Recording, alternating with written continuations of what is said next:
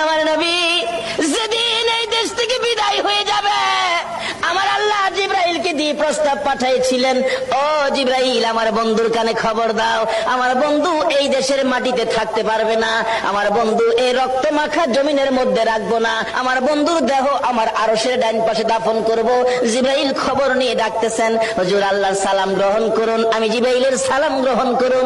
আল্লাহর নবী গো, আপনার দেহ মোবারক আল্লাহর আরশের ডাইন পাশে দাফন হবে, আপনি খুশির সহিত কবুল করুন।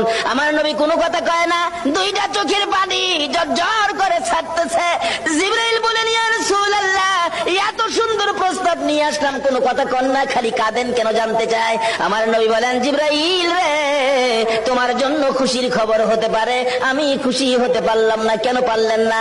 রে জিবরাইল, আমার দাফন আল্লাহর আরশের ডান পাশে হবে, আমি জানতে চাই আমার গুনাহগার উম্মতের দাফন কই হবে রে?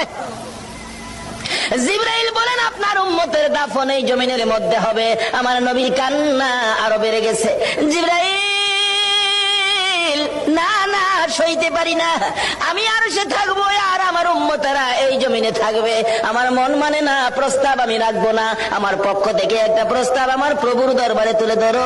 জিবরাইল রে, আমার গুনাহগার এতিম উম্মতেরা যেই জমিনে থাকবে, আমি নবী আর সে যাব না রে, আমি আমার গুনাহগার উম্মতের পাশে সেই জমিনের মধ্যে শুয়ে থাকবো।